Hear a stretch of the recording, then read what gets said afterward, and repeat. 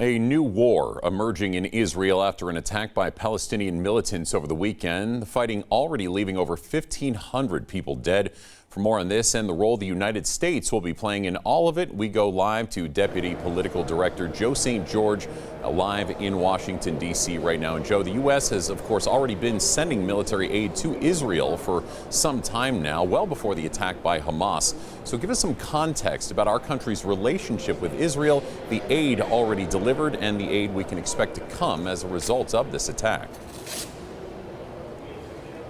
Yeah, Matt, this is a bit of a unique situation than, let's say, what we saw with Ukraine being invaded by Russia. And in fact, Senator Marco Rubio said on social media in recent days that recent laws have mandated that the U.S. give over $3 billion each and every year in the budget process to Israel to help with their military assistance to defend the country for instances like we saw over the weekend, an attack by Hamas.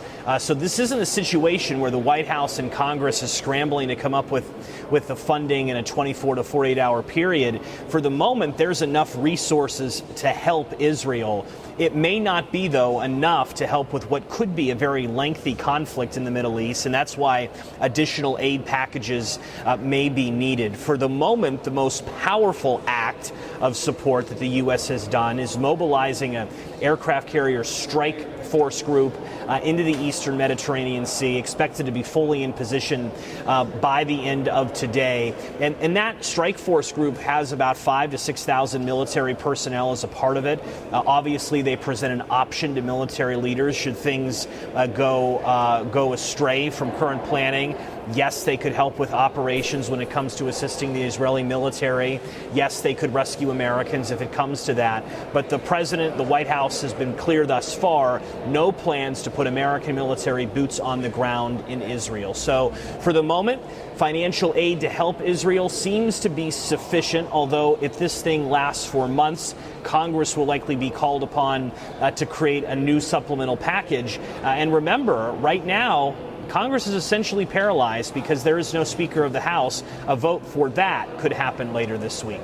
That's right. Okay, good clarification there. And Joe, also, of course, with this situation in Israel, and you had mentioned Russia's invasion of Ukraine as well, some calling this a part of a changing world order. So can you explain exactly what or why that is and how multipolarity plays a role? Yeah, multipolarity is a bit of a wonky technical academic term for this early in the morning, Matt. But if you're going to go to a school of foreign service or speak to international affairs professors, it's this concept that the U.S. isn't as dominant of a force on the global stage as, let's say, 10, 15, 20 years ago. There are other powers rising up, whether it's China, whether it's India, whether it's Japan having a stronger military footprint, Australia having a bigger military footprint, even a place like Brazil.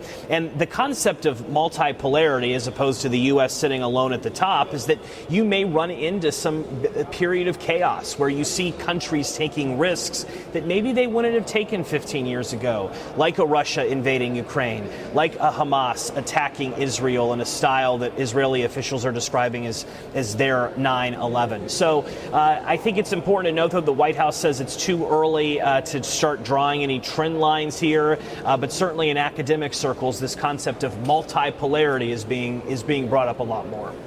Perfect. Okay, great information as always. Joining us live this morning with the latest on the situation in Israel has been Deputy Political Director Joe St. George. As always, thank you so much, Joe. And wanted to mention President Biden expected to deliver his remarks on the attacks at 11 a.m. this morning, 11 a.m. Mountain. Latest on our website, idahonews6.com.